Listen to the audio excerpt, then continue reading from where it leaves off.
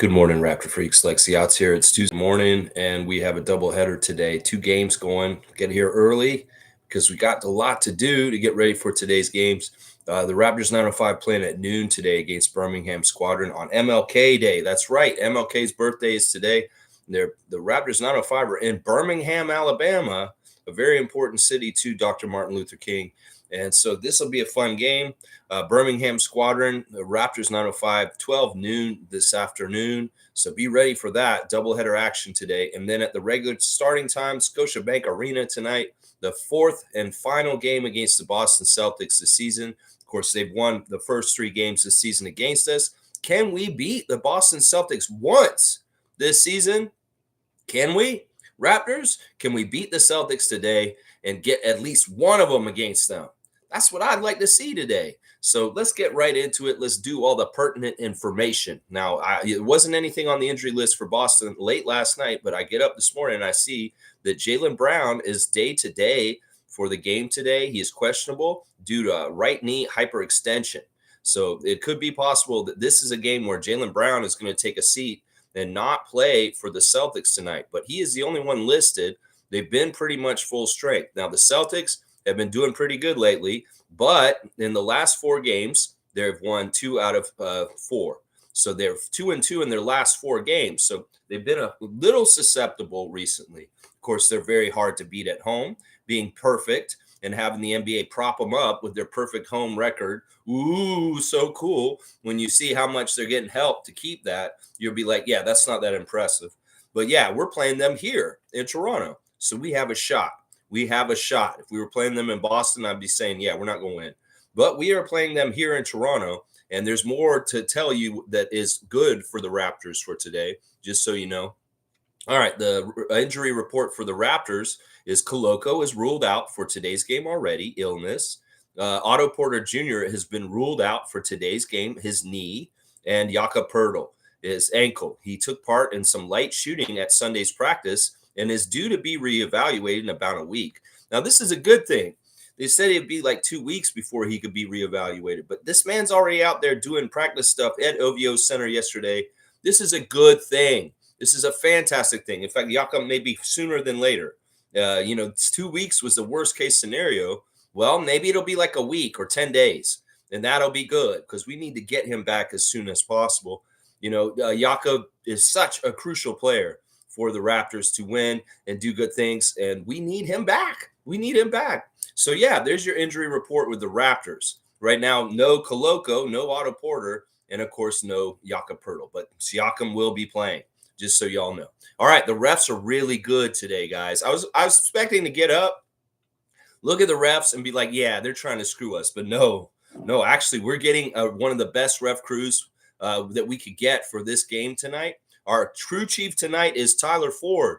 Tyler Ford is one of the best crew chiefs the Raptors can get. Tyler Ford's in his 10th season out of Lima, Ohio. His favorite TV show is Yellowstone. His favorite movie is Remember the Titans. His favorite musician is Old Dominion. His favorite book is The Power of a Positive Team. His favorite meal is steak. His favorite app is Netflix. He'd most like to visit Ireland. And his bucket list is to play golf at Augusta National. Yeah, Tyler Ford is a really, really good ref for us. Seriously, like we have one of the best winning records under Tyler Ford out of all the teams. We win with Tyler Ford around. We win 65% of our games. We have lost the last 2 games he reffed this year, but that wasn't really anybody's fault other than our own. We dropped the ball in a game where we should have won, but we didn't. And the last time he reffed, and so we should have won the last couple games he reffed, but we lost them. The Celtics, meanwhile, win 58% of their games. So they have a good record under him, too.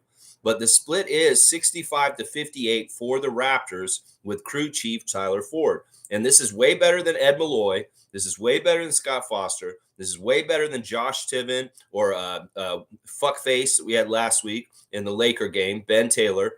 So this is a good thing. Just trust me. Tyler Ford's a down the straight and narrow kind of ref, and I actually trust him.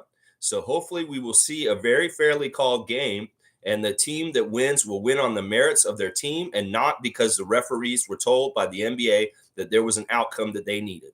The second ref is Brett Nansel. He's in his 9th season out of Montana. His favorite TV show is anything on outdoor channels. Okay, so he's watching the outdoor Discovery channels, all that stuff. His favorite movie is Top Gun. I'm thinking original Top Gun and not the newer one. His favorite musician is Alan Jackson. His favorite book is Wooden. His favorite meal is a ribeye steak. He'd most like to visit Australia. He'd like to catch a 1,000-pound marlin, as his bucket list. And his hidden talent is he plays tenor saxophone. Brett Nansel enjoys hunting, fly fishing, and spending time on the family farm and cattle ranch with his wife and 3 children. Brett Nansel's a really good ref for us also, y'all. He's one of the top 10 refs for us. We win 71% of our games. We won the last 2 games that he refed this year. So we're on a 2-game win streak with Brett Nansel available. And the Celtics, meanwhile, win 700. So it's very close split. It's 708 to 700 for the Raptors when it comes to Brett Nansel.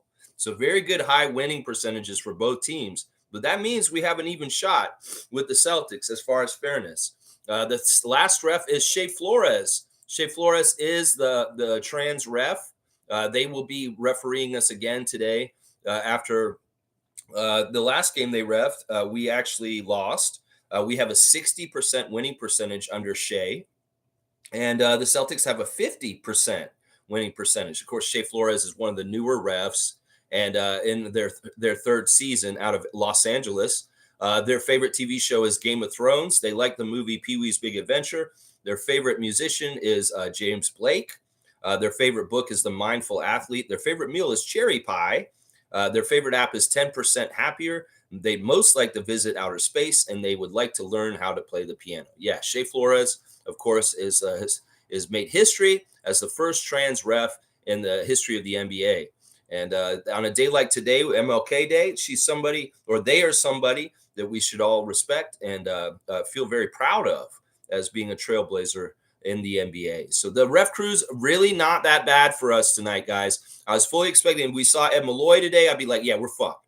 But Tyler Ford, Brett Nansel, Shay Flores, we'll take it. We'll take it. This is a crew that I feel like will be on the up and up, and the Raptors will get a good, fair shot to try and stop a perfect sweep of the Celtics over the Raptors for this season. Raptors, have some pride. Seriously. Think about this. The Celtics have beaten us 3 games this year. 2 of the games were very close. One was by 2 points. One was by 3 points. Y'all need to have some pride and make sure you win one of the games out of the 4 against them. I know Emmanuel and RJ have built up enmity against the Boston Celtics from playing the Knicks, just like we do. So come on, throw it into the pot. And let's add all these powers together to go up against Boston today and get that W against the Celtics. That's right. That's right. Yeah, I feel good about our crew chief, and I feel good about our refs. Let's just do quickly the referee report for the G League game today. Is Raptors 905 at Birmingham Squadron. The crew chief is Robert Hussey. Robert Hussey is in his 3rd season out of Queens, New York. His favorite TV show is Chappelle Show. His favorite movie is John Q. His favorite musician is J. Cole. His favorite book is The 4 Agreements. His favorite meal is Aki and Yellow Yam. His favorite app is ESPN. He'd most like to visit Iceland, and his bucket list is to see the 7 wonders of the world. Robert Hussey officiated the 2022 NBA All-Star Celebrity Game in Cleveland with Matt Callio, the Canadian ref, in 2022. So, yeah, Robert Hussey's interesting referee. I don't have any stats for him with the 905. But he is the crew chief for the 905 game in Alabama today. The referee is J.D. Rawls, and the umpire is Kenneth Gardner. So there's your referee report for the G League game for the Raptors 905 today. So, yeah, there you have it, guys. Pretty good ref crew for Boston today. All right, let's see what y'all are saying in the chat. Let's get into the interactive part of the live stream this morning with the chat with you guys. Every morning, 9:30 a.m., we are talking, and you can get your Raptors opinions heard by subscribing to this channel and being a part of it. Let's see what's going on. Trevor J is saying, good morning, Raptors family. Happy Monday and game day. Let's go, Raptors family. Let's celebrate Martin Luther King Day. That's right. Let's do it the right way. Martin Luther King's dream of equality and people being able to be accepted for who they are, and not just on the basis of their color of their skin and things like that. This is an important thing about this day, and there's so much progress that has been made in the years since the assassination of Dr. Martin Luther King but there's always, always better we can do in this area that he so staunchly stood and taught society how to be better, how to be better. And boy, he's such a necessary, important part of our history. So I am very, very happy and glad to celebrate Dr. Martin Luther King's birthday on his today.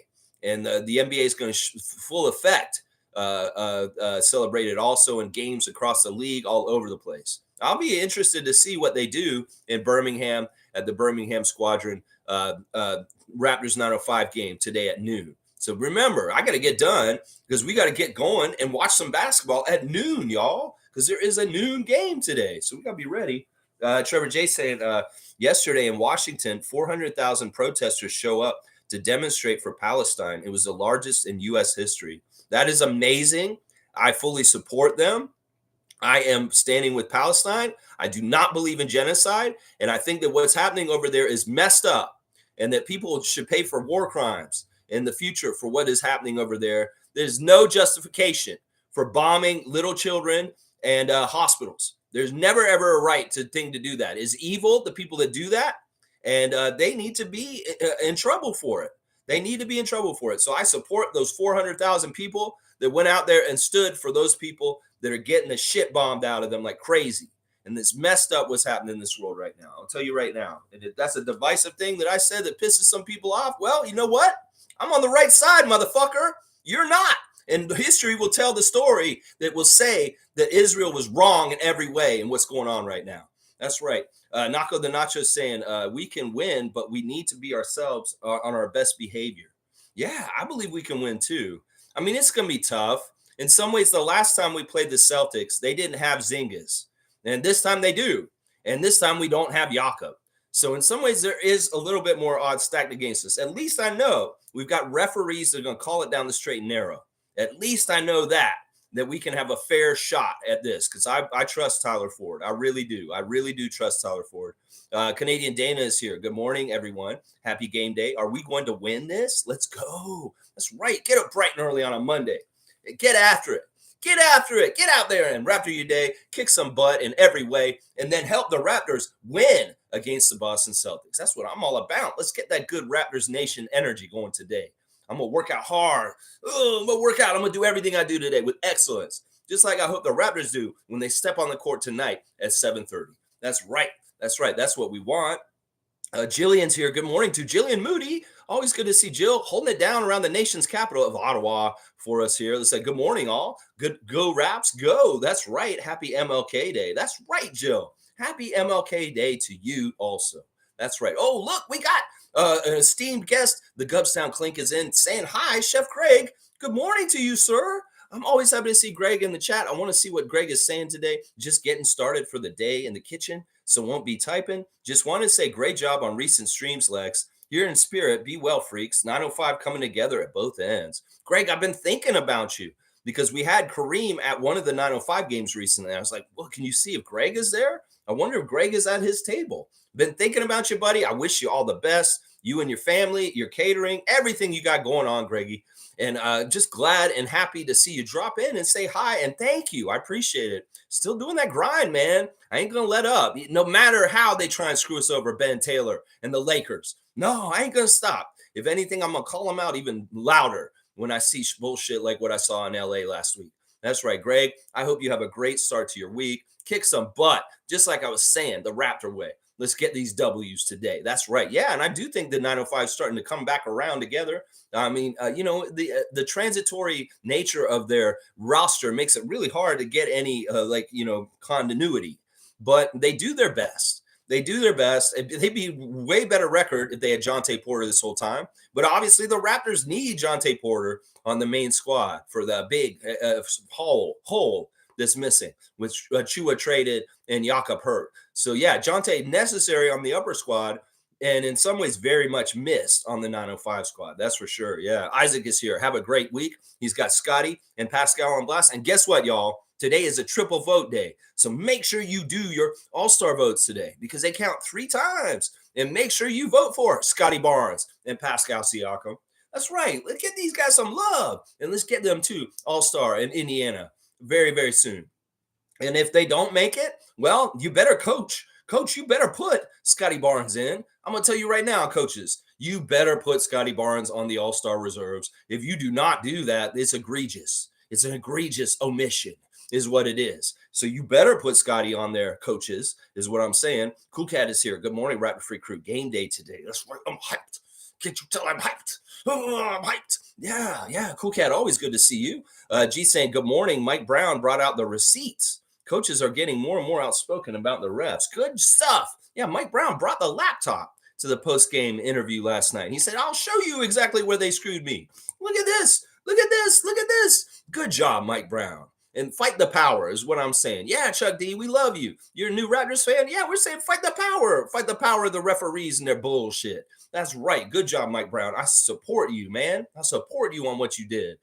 Duke Rocks is saying Yellowstone is a good show. So some of the refs have some good taste, is what our fantasy basketball champion of last year, Duke Rocks, is saying. That Yellowstone is a fine show to watch. And he's very much a fan. There you go. Duke's also saying Darvin Ham now complaining about officiating. Laugh my ass off. Well. How the worm turns, doesn't it, Darvin Ham? Yeah, some nights, yeah, you be getting it. You be getting it more than you're not getting it. Don't try and fool anybody. We know you get the calls more than you don't get the calls. That bullshit, whenever LeBron complains about the refs, it's so stupid. It sounds so dumb. It's like if anybody's been helped in this league, it's been you. You know, in the aftermath of what happened last week, we find out more and more that Ben Taylor's favorite player is LeBron James, and that his most memorable moment in the league is watching LeBron score 61 in a game that he officiated. Tell me that is not impartial or partial or whatever it is. It is partial. That is partial. If that man sat there and watched LeBron drop a 61 piece, then he said, oh, he's so good. Oh, how can he ever ref him again?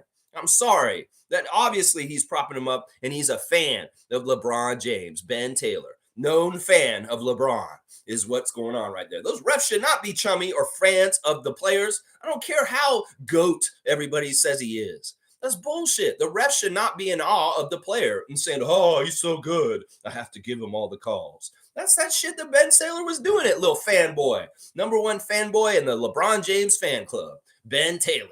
Yeah, I love him. He got 61 in his game when I was refereeing. I was so special. I was there. You know, bullshit like that. Fiercely saying, good morning, fam, and happy Monday. Game day today. Let's go, Fiercely Soft Sarah. Holding it down in the nation's capital for us. Yes, Fiercely Soft Sarah, Scotty Barnes, Twitch family 2022. That's right. We remember what Scotty said. That's right. Fiercely saying, gee, that was gold. He pulled out his laptop and explained that was gangster. Yeah, Mike Brown, coach of the year. That's a coach of the year kind of behavior. It's like, look, you don't believe me? I'm going to bring you evidence. You know, you're not shooting very well, Terrence Davis. So let me just show you the laptop. Here it is. You can see that you were making bad shots. Like, oh, this is the press conference. Oh, well, let me show you how the ref screwed me. Here you go. Here's my laptop. I'll show you exactly how they did it. You know, that is fantastic. Bring the evidence to court, and the judge will adjudicate. That's right. The court of public opinion. We will make those opinions. Yes, we will. Yes, we will. Yes, we will. Jillian saying, Tyler, Brett, and Shay, and being home. I trust the Raps will start with energy. I hope so. That's a good ref crew. It's a good ref crew. Tyler Ford, Brett Nansel, Shay Flores. Let's go. Let's go. They are a fair ref crew. I really do believe that. Now, I may eat my words, and I'll be like, wow, I was totally wrong about Tyler Ford. But in some ways, I hope I'm not. I hope that I'm not going to be wrong, that they're going to be a very fair ref crew tonight. We worry about this. This is the modern NBA. You got to worry about whether the refs are on the take or messed up or gangsters or something like that. Scott Foster, Ed Malloy, Ben Taylor. Yep. Duke saying Mike Brown brought his laptop to the postgame to complain about the officiating. Yeah, we said this like 3 times in the chat now. Yeah, he had that laptop. He brought it with him. I wonder if he brought the carrying case too. He's like, oh, let me get my laptop out. He's like a kid in your algebra class. He's like, come into class. He puts it on the table. He unzips it. He pulls it out. He opens it up. Let it boot up, please. Please. It's like, no more questions. Let me boot the computer up before you start. Like, yeah, is he doing stuff like that? That'd be interesting. All right, let's see what else y'all are saying this morning. That's hilarious. Fiercely saying, once again, the Raptors are trendsetters. Darko paved the way for other coaches to speak their minds. Well, I mean, coaches have been doing this all along in sports for a long time. It's just you have different times when different people are doing it. So I don't know. I mean, I guess Darko's kind of a trendsetter. He's definitely got a lot of publicity for what he did last week. That's for sure. Infamous is saying, salute, freaks. Mike Brown said, hold my beer. I'm going to bring out the laptop from my referent. There you go. There you go. They should just leave the laptops up there for the coaches when they come up there, and they could just point it all out. Point it all out. Jimmy's here. Good to see the Pope of Positivity. Jimmy Pope, what up? Been busy, so I couldn't be here lately. We really need Jakob back. All those people in Raptors fandom saying we don't need him, looking hella silly. Hope we go out and steal this game. Yeah, I don't even want to steal it. I want to earn it. I want to win. I want to beat their ass. In some ways, the things that I would say on this is we need to get a big lead on them so that they can't mess around with it just in case. This is the old rules. If the NBA is going to be playing this way, we got to play maple syrup rules. And that means we got to get 10-point double-digit leads to hold off the other team and the referees possibly manipulating things. This is something I've said for 10 years around the Raptors with DeMar and Kyle way back, the same thing in like 2015. We got to win by at least 10 points or the referees will do shady shit and somehow we'll get railroaded to a loss. So Raptors, put that in your own hands, get a double-digit lead on the Celtics today and keep it well in hand so that there can't be any funny stuff. So get that 100% Canadian maple syrup lead. That's what we need today. That's right. Don't let them mess around. Don't let them mess around with us. Infamous is saying they have turned Dr. King into a character and have misrepresented his true views. That's why he was killed. There's a lot of truth to this. When I was a kid growing up in Tallahassee, I learned about Dr. Martin Luther King in class. And, it was certain ways that we learned about him. And in a lot of ways, they want him to be the peaceful, turn the other cheek kind of leader. There were two leaders in the civil rights movement, and they talk about a lot. And they don't talk as much about Malcolm. And Malcolm was a certain way, Malcolm X. And the way he's looked at the whole situation, a little bit different than Dr. King.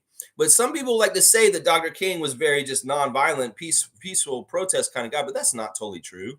That is not totally true. There was a side to Dr. King that wasn't totally anarchist, but there was a side to him that said if the system is unjust, it needs to be shook. It needs to be shook. And in some ways, that's something they don't like to talk about too much. You're right. There is a certain character that has been narrative, like written to around him. But in some ways, the whole general idea of Dr. Martin Luther King Jr. and what he stood for matters enough in the ways, even with them tainting exactly who he was, because the main points get across. And that's what's important. But yeah, it's very important for people to go deeper and look beyond what's taught in school, because there is rich stuff beyond that what they don't tell you. There is a lot of it for sure. That's for sure. Cool Cat saying we need to have 3 centers on the team. Need a temporary medical relief center. Bismack, call Biyombo right now. Get him down here. We need Biyombo back right now. Masai, get Bismack Biyombo right now, please. Just do it. It would make so much sense right now. I don't know if this is cash, money, reasons. We have an open roster spot and nobody's sitting in it right now. It seems like we could have done a really smart GM move in the last little bit while Jakob's been hurt to fill in that spot for just a little while. Why can't we do 10 days all of a sudden? Can we do Bismack Biyombo on 10 days real quick, just for a sec, just for a stopgap while Jakob is out? No, you guys didn't jump on that. I wish y'all had. In some ways, that would have shown a good sign to me that the Raptors front office is on top of things really quickly, that you're reacting to the day's news that Jakob Poeltl has a twisted ankle and he's going to be out 2 weeks. Well, let's go get somebody who's available on the center free agency list just for a 10-day contract. Just get somebody in there. No, there's none of this. What's going on with that? I don't want to be critical of the front office, but this is an area where I see that y'all could have done something. And in some ways, I could have championed y'all and said, look how badass they are. They're on their toes, and they went and got us a center when Jakob went out. And I can't say that right now, and I wish you would. I wish I could. I wish I really, really could. Yeah. Let's see. Jill's saying clarification. The membership price on the phone that's $70 was $4.99 in the laptop is actually monthly. Cheers. Oh, you're talking about for this channel. Yeah, there's no pricing that's $70 for this channel. There's 3 tiers. One is $5. I think the second one is $15, and then the other one is like $25. And it's just how much you want to support the channel monthly.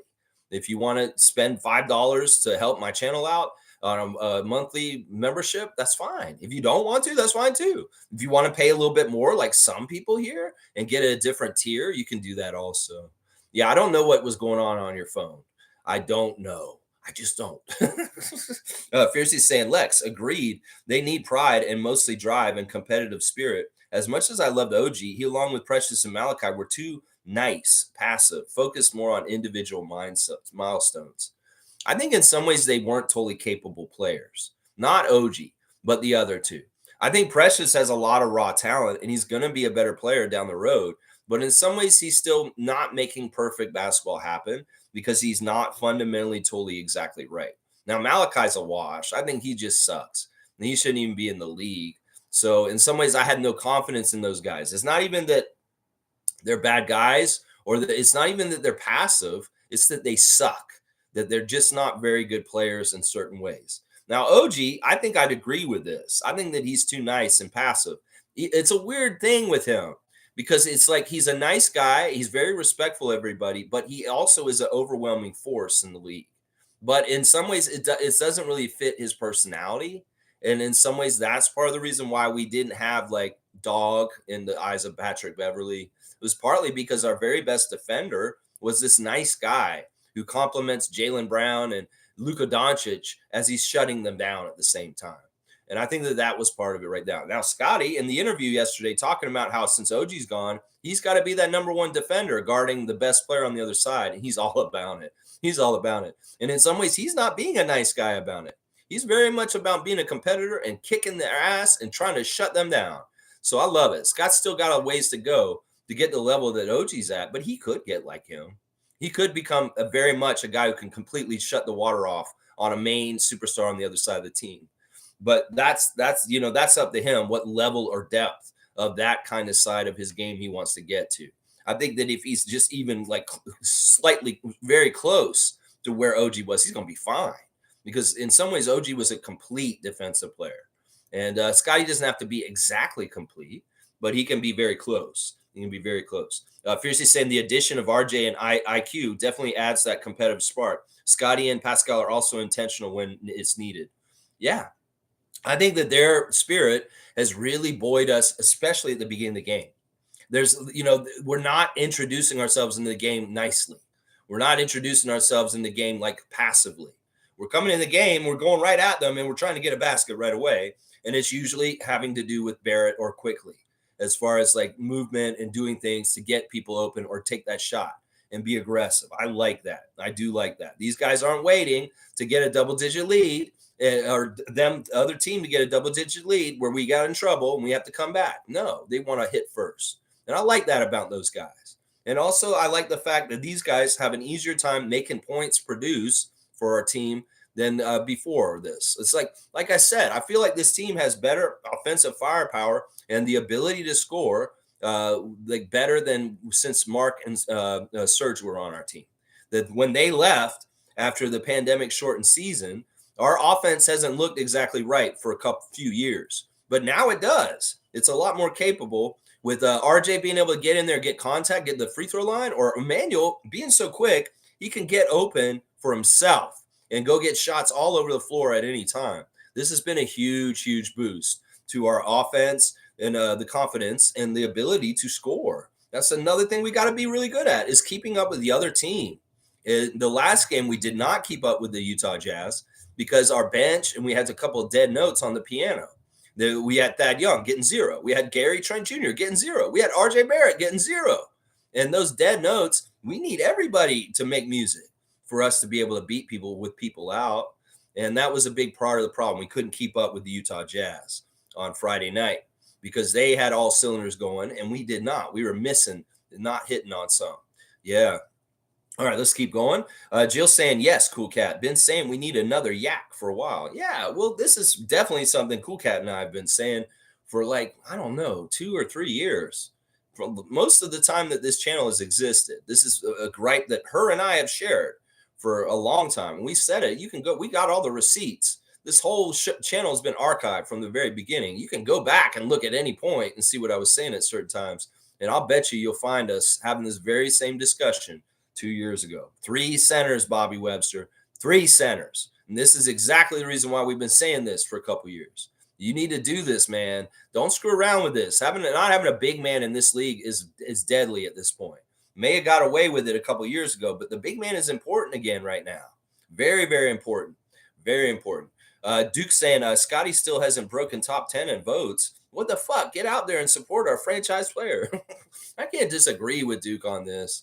I mean, there's all kinds of different things about the votes that's silly, and it is what it is.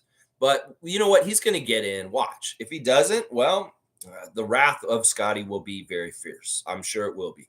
Fiercely saying, yes, Cool Cat and Jillian. A third center is a must. Koloko, not there. He can't count. He can't count right now. Jill saying, hang on. It jumped ahead. Lex, articles noting that Raptors almost beat the Celtics last time out. Again, Celtics don't usually start with energy because they don't have to. Okay, that's an interesting comment.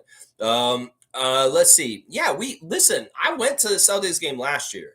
Ed Malloy was refereeing. The Raptors kicked the butts, and they were playing really well. And then in the last seconds, Ed Malloy did some fucked up shit, and the Celtics win by 2 points. I'm just saying, the ref manipulation is strong around Celtics games, just like Laker games. And that's why I'm always really cautious about who's reffing. Ed Malloy in a Celtics game is a loss. As soon as you see Ed Malloy reffing us against the Celtics, just know that the Celtics are winning no matter what. I can say that for sure. You're saying that they don't start with energy. I don't know if that's true. I think that sometimes the Celtics are like any team. They come out flat or they come out like really good. So I won't say that. Now, if you're saying they don't have to come out with energy because the refs are going to help them, well, maybe that is true on some nights. But I don't know if it'll be true tonight. They might need a good effort because I don't think Tyler Ford's going to help them. I really don't. Infamous is saying teams have been complaining about the unfair whistle the Celtics get at home. They believe the league is helping their record. For sure. For sure. I saw it in the last game we played against them in Boston. We actually played them very close and just barely lost. We lost by 3 in that game. And, there was some funny stuff to make sure that the right team was on the right side. Now, the Celtics are a better team than the Lakers. They don't have to do as much to help them. So it's not as out in the open and easy to see. But, yeah, there was manipulation in the last time we played the Celtics. And they won by 3 points, barely. They just barely beat us. So in some ways, we played them really well. Well, maybe we'll see, hopefully in a game that is fairly refereed by the ref crew tonight, we'll see a different outcome because the Raptors can actually beat the Celtics because we actually play them really well. We really do. Now, OG's gone. That may be a difference in the whole thing is the trade. Now, OG not being there, but if Jaylen Brown's not playing tonight, I don't know. We'll have to see. We have a new look to us, and we'll have to see how it does against the Celtics at this point. We'll have to see. No, I do totally believe the NBA is helping the Celtics with their home record. I do. Now, another thing we need to do tonight is win because of the Atlantic Division. We are 0-9 against Atlantic Division teams, and if we lose tonight, we're 0-10 against our own fucking division this year, and that's ridiculous. Honestly, we used to own the Atlantic Division. We used to dominate the Atlantic Division. We used to get perfect records against the Atlantic Division as a team in the mid-2010s. And now it's like the Atlantic Division's gotten better. The Celtics, the Sixers, and the Knicks have gotten better because they have gotten some traction and they're trying to get better. And they finally did. And that's the tough part. And we're on a downswing. And that's tough. That's tough to deal with. In some ways, I feel like the NBA had written the script before the season that the Raptors need to be at the bottom of the Atlantic Division no matter what. And that part of their goals was to make sure that we're sewered at the very, very bottom. They want us below Brooklyn. They want us below all those teams because they want it to look like that on the newspaper. They want it to look like where we're buried. And in some ways, it's not totally real. We should be higher if we weren't held down so much. We should be higher. We're held down by the refs. We're held down by the schedule. We're held down by the refs in the schedule. And we're held down in specific games against the Atlantic Division where it's very, very severe manipulation. They manipulated 2 of the Celtics games this year already. They manipulated the Brooklyn Nets IST game when we played them, Ed Malloy himself. So I'm just saying there's a collective idea in the NBA head office that the Raptors need to be the very bottom of the Atlantic Division. So we need to beat them and get our first win in the Atlantic Division for the whole entire year. We have not won against an Atlantic Division team yet, and it's messed up. It's absolutely messed up. Nako saying, PSA, only vote Raptors forwards. That's how you get Scotty an all-star. Yeah, I mean, I believe that. In some ways, I don't. In some ways, I don't see anybody competing. Every single time I vote, I'm voting RJ, Scotty, and Pascal up front.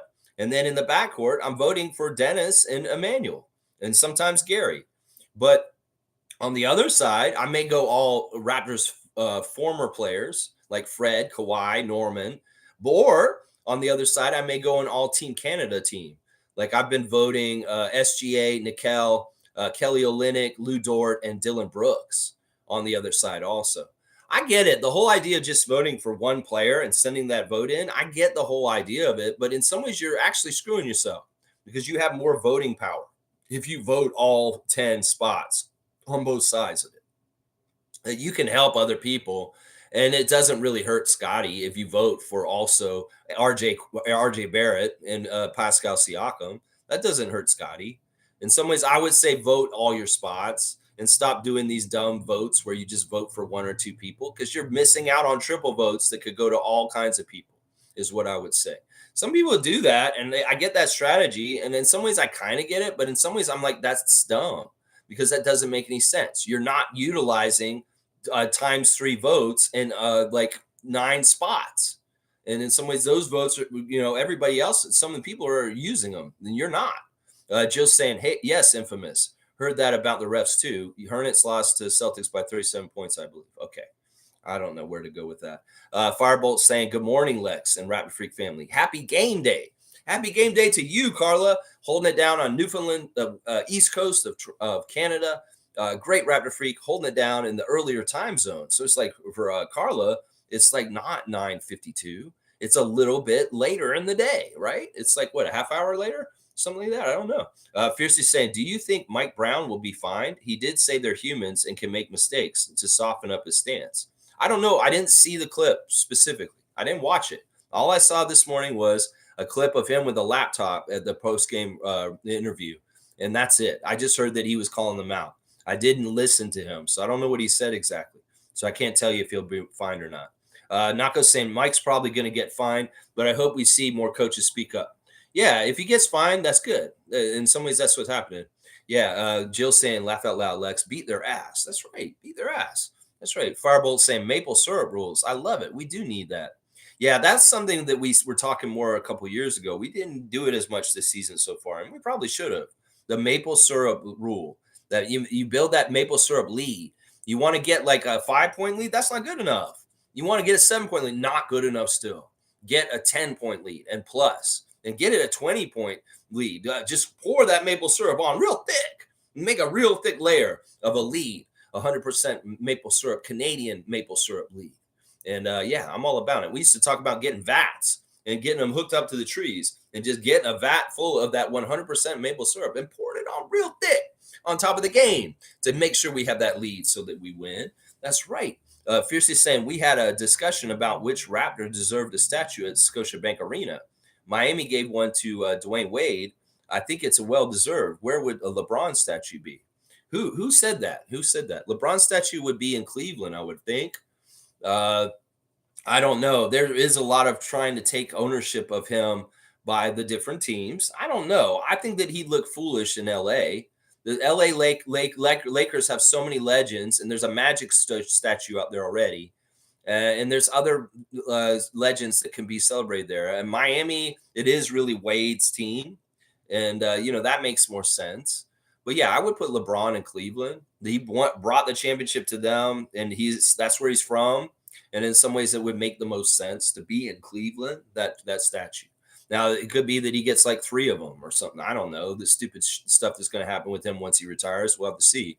Now, once again, I'm on the record for saying that if the Raptors had a statue outside of Scotiabank Arena, it should probably be Vince Carter. It could either be Vince Carter in the dunk contest, or it could be Kawhi Leonard making the shot. I would be okay with that also. But neither one of those guys should get their jerseys retired with the Raptors. They just aren't good in a good standing with us. Kawhi just not long enough. He's in good standing. But Vince, in some ways, we've had so many people wear 15 since he's left us that we don't need to retire 15 for Vince Carter. We really don't. Make him a little statue outside with him doing a really fancy dunk, and put it at Bay Street outside where the VIP entrance is. Just put it right in the middle of that entryway over there, and boom, it'll be really nice and beautiful statue with him with the legs between his legs, or whatever one, the arm through the hoop, whichever dunk you want to commemorate from his dunk contest. That's what you want to commemorate, is the dunk contest and him becoming such a huge, powerful cultural icon in Canada for basketball. And that's what we want to celebrate. It's not necessarily the career of him.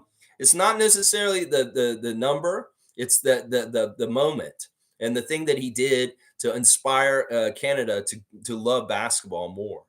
And that's the thing you want to celebrate. It's not even necessarily him you want to celebrate. It's just the whole idea of what he did is what you want to celebrate. That's what you want. Yeah. Jill's saying Scotty statue. It's too early. Maybe someday. Yes, maybe someday. Chris is saying, yes, indeed. We need another C real fast. Another center. Yes. Yes. Cool Cat saying, Lex, if we don't get a temporary center, it means they don't care about winning like us fans. They're working on the new era, not about wins. Laugh out loud. You can read into that. But once again, that's assuming. That's assuming. Now, once again, let's say the basic thing here is when you say something like that, you're not trusting in Masai. And in some ways, we got to just understand that they understand the salary cap and they understand what they can do with money. And maybe they can't do certain things. And maybe that's part of the factoring in and why they're doing it. In some ways, I'm just saying this because I think that would make sense to me from the outside looking in. But in some ways, I'm not inside and I don't know exactly what the rules and the things they have to deal with right now and the reasons why they do what they do. Now, you're taking it a step too far and saying you're assuming that they don't care about winning. That's bullshit. It's just that they may not be able to do certain moves because of certain situations. And we're not privy to that. So we can't assume. You know what happens when we assume? I know I do a lot of assuming on this channel, but I'm not going to assume that this is the reason why. They obviously care about winning. It's just that maybe their hands are tied in a certain way in this situation as far as what kind of things they can do.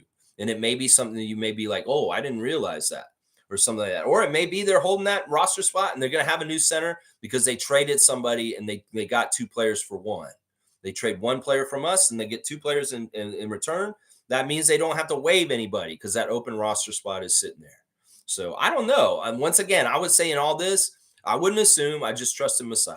Trust in Masai. He knows what he's doing. He's doing it the way he wants. He has to. Cool Cat's saying Malachi had some quality minutes on the Knicks, and he produced 9 points in 9 minutes during the Knick game. I was very happy for him. Precious has been rebounding for the team, getting regular minutes. Yeah. In some ways, I'm not going to really care about what Malachi does. And seriously, even if the variance is good or bad, it's like, so what? So what? I really, in some ways, never want to see him succeed. And you know what? He's such a waste of time for us. If he does succeed after us, I'm going to be pissed at him. I'm going to be like, you're a little shit. You're a little shithead. And yeah, whatever. You couldn't do that in Toronto. Well, I think that's a normal kind of game for him every once in a while. He does have a good game like once out of every 10 or something like that. So we'll see if he continues to have good games for them. Then I'll be like, what the fuck is going on, Malachi? Otherwise, I in some ways, I'm not interested in his growth. I'm way more interested in Precious. I'm way more interested in watching him and seeing what he does because he has a lot of potential. And I want to see if I'm going to be right about him. But with Malachi, fuck him. In some ways, he's somebody that I'm always going to be pissed off about when I hear about him. He's not like Goran Dragic, but in some ways, he's such a waste of time for us and his time with the Raptors that I'm like, I hate him. I honestly hate him. I really do hate Malachi Flynn. So I don't want anything good for him. If he has success now, fuck him. You little shit. Why didn't you do it in Toronto? Pale Poppy saying, happy birthday, MLK. Happy birthday, MLK. Yeah. January 15th, MLK Day holiday in the United States. And maybe it should be up here too. I don't know what the status is of today here in Canada. Infamous is saying near the end of his life, his views started to go in line with Malcolm X, and they were good friends. Professor X and Magneto were inspired by Dr. King and Malcolm X, according to the writer. Yeah, I've heard that before, and that makes total sense. That makes total sense in a lot of ways. Of course, Malcolm X more like Magneto, and Dr. King more like Professor X.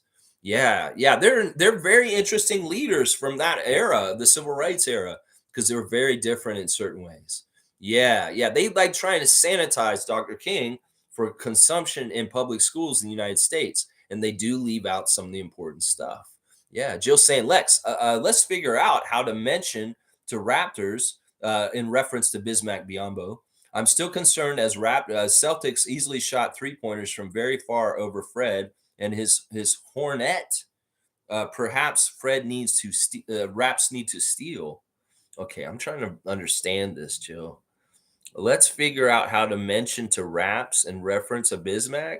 I'm sure they're fully well aware that Bismack's out there, and if they're going to do it, they're going to do it. If they don't, it's not like we need to bring it to their attention. I'm sure that they're on top of it. It's just that they're not pulling any triggers. I'm still concerned as Celtics easily shot 3-pointers from very far over Fred and his Hornet. Who's Fred? Fred? You mean Fred VanVleet? What? And his Hornet? I don't understand that. I don't understand that. The Celtics are a good 3-point shooting team. We need to keep control of them and keep with them. If they're going to do all kinds of weird screens and trying to get people free, they're going to go from weak side to strong side really quickly, back and forth, just to try and get people like Hauser and Derek White open threes. So we need to be very smart about sticking to the guys like that. Now, the other thing is like down low, we have to watch out for Porzingis this time. Before the last time they didn't have him, it was a lot easier to guard them in certain ways. But Porzingis can be a problem. And because we don't have as many centers right now, in some ways, we're going to have to rely on people like Chris Boucher and Jalen McDaniels to maybe like agitate Porzingis. In some ways, we could get away with maybe starting Chris Boucher tonight to play against Porzingis. And the length and not so big width of both of them, he could kind of match and mirror him fairly well.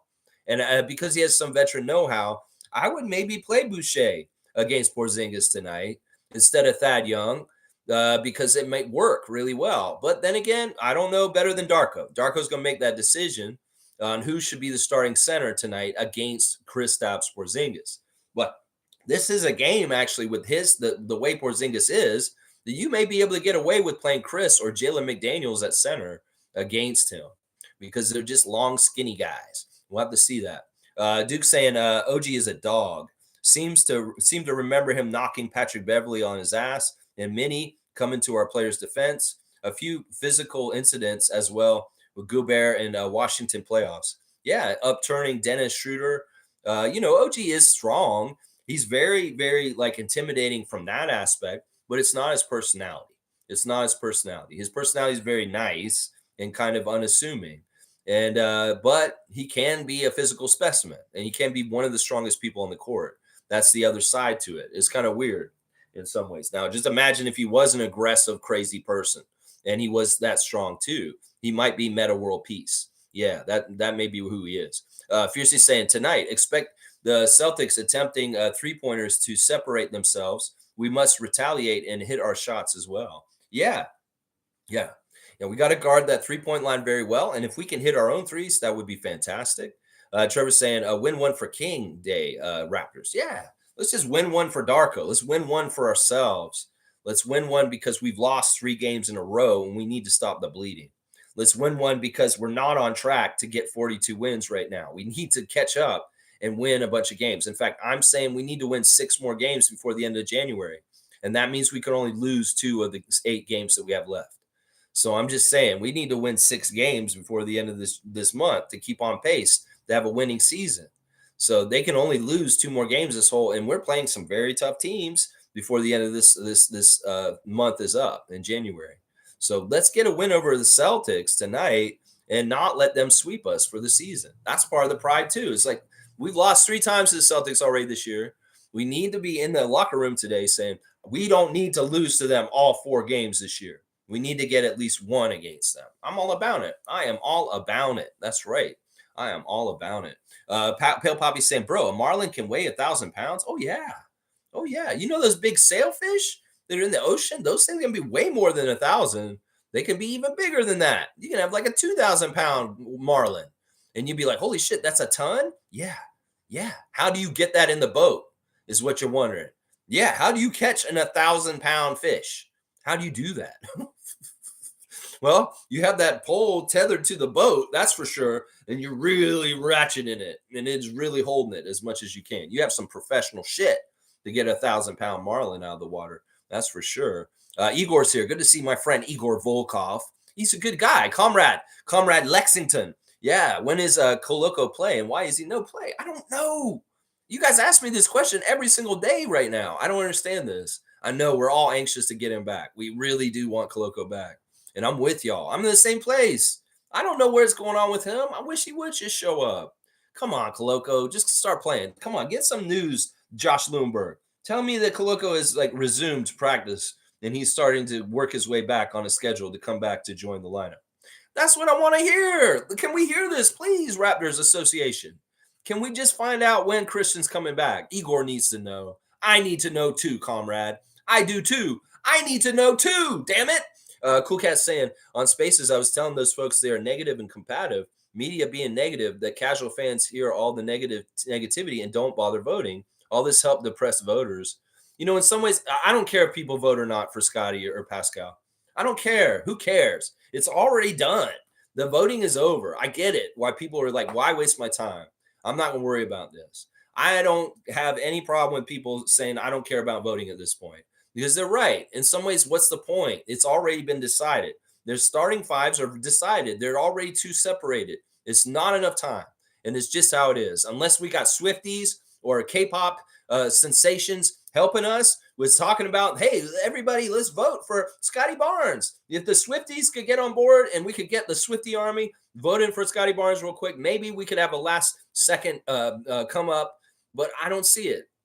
And in some ways, you know, people can say that, like, I don't really care. Honestly, the All-Star thing is so stupid anyway. The best part of the All-Star is getting put in because the coaches. The coaches are the ones that watch this whole thing, and that's the more of the esteem. In some ways, that voted in by popularity by the fans part is stupid because dumb people that don't deserve it get in that way. And some of them they get right, for sure. Top players get in and they get voted and they become starters. That does happen, but there's always at least one or two that you're just like, what the fuck are they starting for? Like, why are they starting? They shouldn't be starting. They're not one of the top 10 players in the league right now. You know, there's going to be that. But the coaches, that's the esteem because that's the people that they have to make the plans to try and stop you. If the coach comes in and says, all right, Scotty's got to be on there, man. I've had nightmares about trying to deal with him this season when we have to play the Raptors. So Scotty's got to be in there. I'm going to put him in there. That's more esteem. The coaches pick. They have more educated opinion. They are the more knowledgeable and smarter about it. So in some ways, I don't care about the fan vote. Fuck the fan vote. It's stupid. The coaches' decisions will be the ones that are interesting. That'll be the interesting one right there. Let's see. MSJ saying the way Barnes face guarded Steph Curry was not good. Was so good. Not Dylan Brooks good, but close. We don't need to compare it that way. OG plays correct D, but not sandpaper D. I hope our team starts talking some skin on D now. Taking some skin on D now. Man, some awkward comments today. Trying to figure out what y'all are saying. All right. The way Barnes face guarded Steph Curry, it makes me want to say no good because you're saying so good. It was very good. Yeah. He held them down and he abused them on the other end. That's the part that I liked more was what he did to him when he posted him up and treat him like a little baby. You can't find those highlights anywhere now. The way that Scotty abused Steph Curry in that Golden State game 2 weeks ago. Yeah. And you're saying not Dylan Brooks good? Well, why are we comparing Scotty to Dylan Brooks? Dylan Brooks is a different kind of defensive style. You know, in some ways, maybe they're both yelling. I don't know. OG saying OG plays correct D, but not sandpaper D. I don't even know what that means. What does that mean, sandpaper D? I've never heard the term sandpaper D. Maybe I'm being nitpicky here. And I hope our team starts taking some skin on D now. What do you mean? What do you mean taking some skin? Like slapping skin? Hey, good job. High five. I don't know, man. Your vernacular is weird. All right, Jill's saying, no, Lex, like with Fred's Hornet. Fred's Hornet? Celtics relax into the game, then the coach makes a few changes, then they kill the other team. What does that mean, Fred's Hornet? I don't understand that. I don't understand that. You talking about Fred VanVleet or Frank Cornett? Are you talking about Frank Cornett, the center for the Celtics? you guys are not making sense today to me. So for some reason, I don't know. Either way, it doesn't matter. Some of the fun is the miscommunication. Some of this fun, that's the fun. Duke saying, I don't vote on the other side, just all Raps on the East. Yeah, okay. Hey, do it however you want to do it. I just feel like once again, you have all those spots. You might as well take those triple votes. And in some ways, you want to help people out on the other side. You can help people out. You can help Fred out. You can help Shay out. You can help Dylan Brooks out. Yeah, Jill saying, Comrade Lexington, laughing my butt off. I love Igor. Igor is awesome, and I think it's hilarious. He calls me Lexington. That is funny. Cool Cat saying, on the West side, I have voted for Team Canada, then Raptors on the East side. Yeah, that's something I'm very similar to doing right now. I want to support our Team Canada guys. I really do. And I had no problem voting for SGA, Dylan Brooks, and I even voted for Jamal Murray yesterday. I put Jamal Murray in as the second guard yesterday. Yeah, I switched out. Nickel is the next closest one that actually played on the team. MSJ saying, the entire NBA is having issues with the refs. The gambling is the issue. Look at Coach Brown. He wanted to kill the ref after that no call on Fox. Gambling has the refs this way. Yeah, I don't know if it's exactly the refs, if it's the NBA mandates, because it's not totally clear. The refs will manipulate for just pure money reasons that don't even have to do with gambling. That, they will help the Celtics and the Lakers because their bottom line for the league is better when these teams are good. Now, they're winning with the Celtics right now. The Celtics are doing really well, and that's helped them with that side of things. But the Lakers are a failure as usual. And that is the part where they're getting shown to be very unfair and helping and partial towards the Lakers, especially in the game against us last week. That, they're trying to prop them up, and they're so bad they can't do it in a way that's stealth, that it's all right wide out open. We can see exactly what they're trying to do. Because if the Lakers are not in the playoffs, if LeBron is not a prominent person, they lose money as a league. So it doesn't even have to totally do with the gambling. It has to do with the NBA advertising and head office saying that we need LeBron to be winning and in a good prominent position in our league for us to make the most economics that we want to. So part of it is actually not even involved with the gambling or any of that kind of stuff. It's the league wants the product to be more economically viable and up because LeBron is successful. And they found out from the years that the Lakers were absolute dumpster fire and weren't getting anywhere, and they were laughing stock, and they overused them on TV, that everybody's like, why are they putting them on TV? Charles Barkley even was saying this team is not good enough to be getting so many national television games. Well, the NBA understands that if they don't show the Lakers, there's a certain loss in revenue, and that they have to have the team be good enough to justify getting so many national TV games. So in some ways, they help them, prop them up. And in some ways, you can go into the whole level of the gambling, and that what it is doing to the league also. But I don't even think that that's what it is. I think it's what I just said is the reason why they do it. Now, in that case with Coach Brown, maybe that was an instance where gambling was an instance there. Yeah. Cool Cat saying Pistons Wizards 4-player trade. It seems the Pistons clearing up cap space. They're tired of losing with just rookie squad. Vets coming in. It seems to start winning like Houston Rockets. Yeah, I'm not really big on the players that are coming to them to help them. Muscala and Gallinari, they got two big white guys who can shoot threes. And that's it. I mean, they already had Bogdanovich. So I don't know. Whatever. That deal to me is just kind of like, okay, these two teams are doing stuff. Whatever. In some ways, it's like Detroit and Washington. And I don't know. We'll see how the outcomes for things for them in the future from this deal. It is interesting that Livers and Bagley will be on Wizards now, and Gallinari and Muscala are going to be Pistons at this point. We'll see how that changes things. Duke saying, I think you'll get fined. If the NBA allows laptops and post pressers showing ref mistakes, that would be a major problem for the NBA. I think it's a cool new trend, and I think that more guys should do it. Who knows? He probably will get fined. He probably will. Cool Cat saying, I prefer Vince get a plaque, not a statue. That scandalous story behind it should not be revived. What? You prefer Vince would get a plaque and not a statue?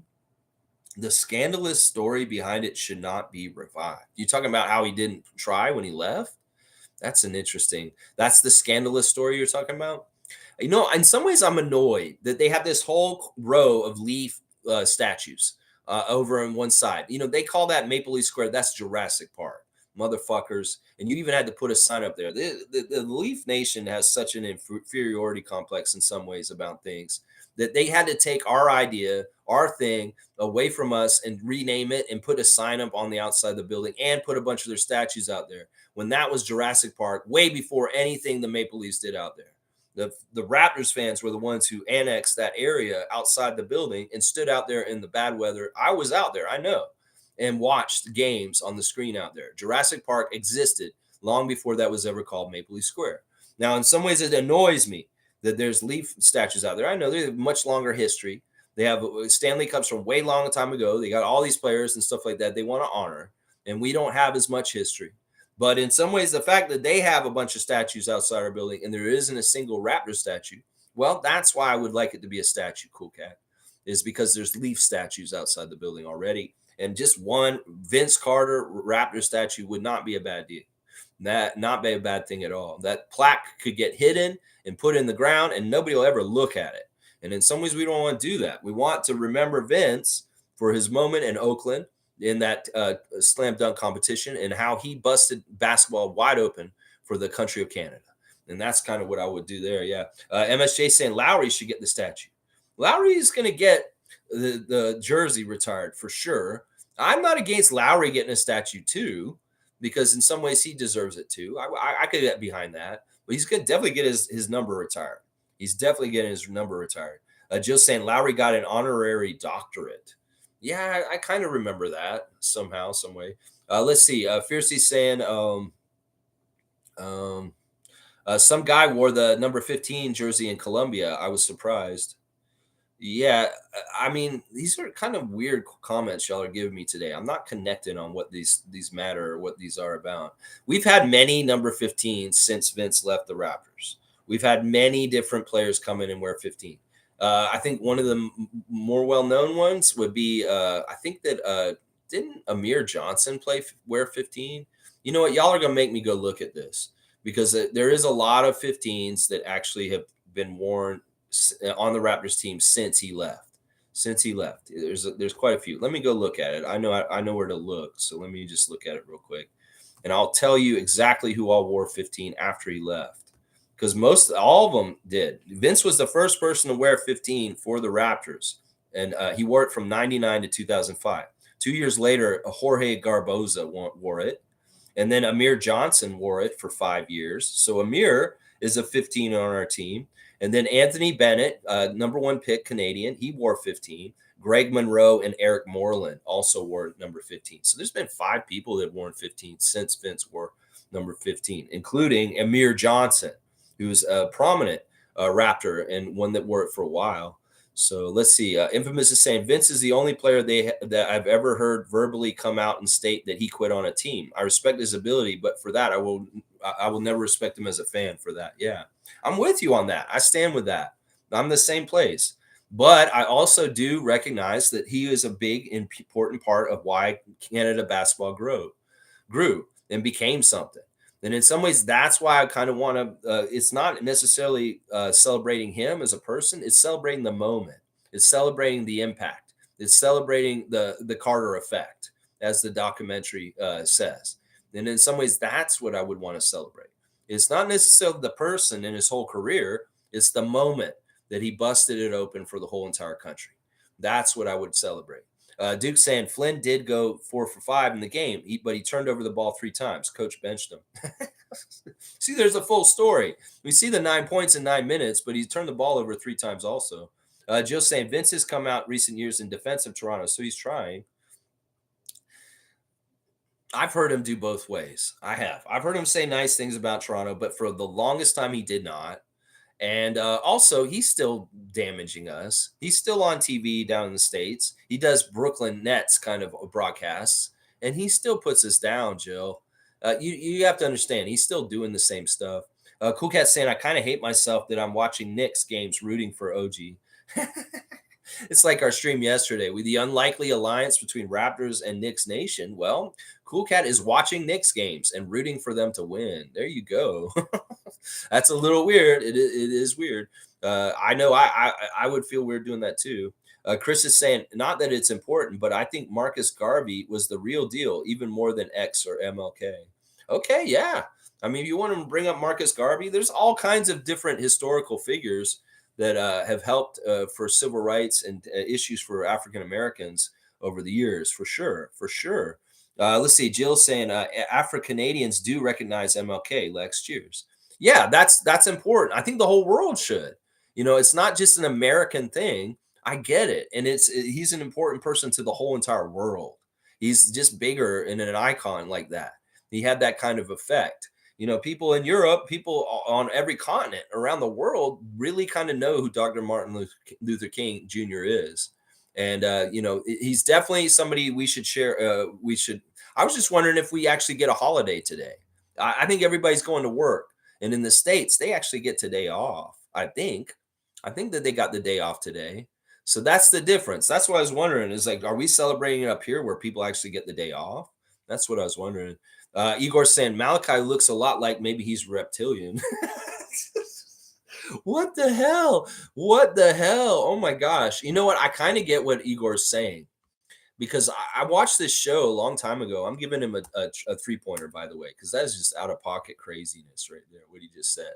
I used to watch this show called Alien Nation, and it had like it was 2 cops, and there was an alien cop and a human cop, and their family needed to drink sour milk.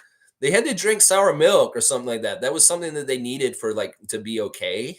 So they always had to have a sour milk on display. And sometimes I was like, okay, Malachi kind of looks like he's from Alien Nation, maybe a little bit. I don't know. You're talking about V, the reptile people on that TV mini series V. That was a crazy show. Igor, you made me laugh, man. You're my guy, bro. You're my comrade, dude. Let's see. Firebolts saying, sorry, I was paused for a bit, so I'm catching up. I'm 1.5 hours ahead of the Eastern time zone, so your morning stream started at 11 for me. Wow, that's awesome. So she's like the opposite of the guys on the West Coast. They're starting at like 6:30, and Firebolts start with me at 11. Winning, Firebolt, winning. Jill saying, freaks, watch it. Lex could soon ban Malachi's name from the chat. I wouldn't do that. It's just in some ways, it's like, if I hear good things about what he's doing, I'll be like, you motherfucker. Why didn't you do that in Toronto? You had 4 years you could have done it in, and you didn't do any of that. And this time, oh my gosh. Yeah. There's a song, Half an Hour Later in the Isle of Newfoundland. I don't know that song, obviously, because I didn't sing the tune. But I like that. I like that you're implementing a musical, putting it in there, Jill. I like that. I like the music. I like that. Chris is saying Dylan Brooks is a master of the face guard. And sandpaper D means you are constantly rubbing on the player, wearing him down. Total irritation. And am I making sense? Okay, now it makes sense now. Okay, I just never heard those terms before, in some ways. Now, I get Dylan Brooks getting all up in people's faces and stuff like that. I get that. Now, the sandpaper D, I don't think the Raptors are allowed to do that. I think that the Lakers are allowed to do sandpaper D, like with LeBron all rubbing up all on people, Anthony Davis rubbing all on arms, Scotty Barnes not letting them do stuff, angry old Hoops fan. Yeah, but I don't think we're allowed to touch people like that. I don't think we're allowed to do sandpaper D. I think it's just that our team is not allowed. And so I don't know if we can do that. So let's see. Monique is here. Good to see Superfan Mo. Good morning, Raptor Freak family, and happy game day. Let's stay focused, locked in, and of course, stay ready. Are you going to the game today, Mo? I wonder if Superfan Mo will be heading down to the Scotiabank Arena for the game tonight against the Celtics. I want to see that. Yeah. Jill saying, Lex, I'm not trying to upset you. Fred and the Rockets team. Sorry. Oh, you said Hornets. That's why you're confusing me. Oh my gosh. In some ways, it's like Mike before I said, you got to proofread it, and doesn't make sense. That's the whole problem. Some of the comments today have not made sense to me, and that's part of the problem. You're saying Fred and the Rockets. You've been saying the Hornets. You said the Hornets like 3 times with it. You're saying the Rockets. Okay. Yeah, they did play this weekend, right? MA returned to Boston and was unsuccessful beating his old team with the Rockets. I know he really wanted to beat them too. Oh my gosh, Ime Udoka probably wanted to go in there and rip their heads off. But I'll bet you the NBA was like, no, you cannot. No, you were the wrong one in this, you adulterer. and you had to leave. And you are not beating your own former team and getting revenge in this situation. No, you're not. We're going to hold you back, and we're probably going to help the Celtics beat you guys. I bet you that's what happened. You're saying that despite all their defense, the Celtics shot 3-pointers from so far. Okay. Well, I mean, I don't know if the Rockets are known for a super great defense. I mean, I don't know. I haven't watched them. I haven't seen them this year. I haven't gone and watched Fred that much. I will when we get closer to playing them. I will for sure. Okay, you're just telling me strategy for what happened with them. Well, the Rockets have a different kind of personnel than us. And I'll go more off about what we played when we played the Celtics 3 times this year already, is that we just need to be gritty, gutsy. If we're more active, we fight and get the loose balls more. We get more rebounds. We win the rebounding battle. We can win tonight. Now, we obviously need to keep track of people like Sam Hauser and Peyton Pritchard and their 3-point shooters. In some ways, you want to let Jason Tatum shoot from the outside and fucking miss, and that's fine. Obviously, we're going to try and contain Porzingis as best as we can. That could be a real big problem tonight. In some ways, that not having Jakob is going to be really sorely missed. So there's a lot of keys to the win tonight. Definitely watch out for their threes is one of them. Definitely. Mischief saying last time we played Boston, we lost by 3 points, but without RJ and Emmanuel. I spy a win today. I like that, Mischief. I like that. I feel like this is possible. I feel like the ref crew is not going to be the worst. Kareem Thomas is saying, I have a dream that referees will one day not be judged by the location of their team, but by the content of their character. You know what? That's kind of funny. That is kind of funny and hilarious. Kareem, I'm going to give you a dunk because that is kind of interesting and funny. He's mashing up the day of MLK and also this referee controversies we've had these days. Yeah, there you go. Chris is laughing about it. Mr. saying, I can't find the video of Vince Carter saying he ain't dunking them anymore for the Raptors. Yeah, they probably buried that motherfucker somewhere way, way far away. Yeah. He basically said after he left, he said, for the last year, I wasn't trying, is basically what he said. He said, for the last year for the Raptors, I didn't really try that hard. I wasn't putting in full effort. You know, it's fine if you didn't do that, if you didn't put in the full effort, but admitting it publicly to people and like being bragging about it, or kind of like being, I don't care. That's the ultimate disrespect. You could just lie and say, yeah, I was trying, and you couldn't, you may not have been. And that's, that would have been fine. But the fact that you admitted it, Vince, publicly, that's where you died to me. That's where you died to me. Is honestly, you could have just lied and said, no, I tried the whole time, and we wouldn't have known any better. But you had the audacity to get in the interview and to be like that disrespectful to our team, where it didn't matter any of the respect you had built up for our team because you kicked it all down. As far as saying, well, I wasn't trying for the Raptors on purpose because I wanted to leave. Yeah, that's messed up. That is messed up. That's messed up. Cool Cat saying, we have to be mindful and comment on that guy's dog statements. He is looking for engagement for his retirement career. You're talking about Patrick Beverley? We have to be mindful and comment on that guy dog's statement. He's looking for engagement. Yeah. Pat Beverley is really just trying to stir the drink. And in some ways, he's doing psyops for Nick. In some ways, he's trying to further his post basketball career. Yeah, there's a lot of different things going on there. Pat Bev's an idiot. In some ways, it's like, I don't care. It's not like he matters. And the comment sections tell him exactly how much he matters on his stuff, where he says stuff. They talk to him, they put him in his place. Trust me. They're like, what? Who the hell are you? How much do you average in your career? Come on now. Jill saying, didn't Vince actively pretend his food hurt? His food hurt? I don't know how to deal with this question. Didn't Vince actively pretend his food hurt? His foot hurt?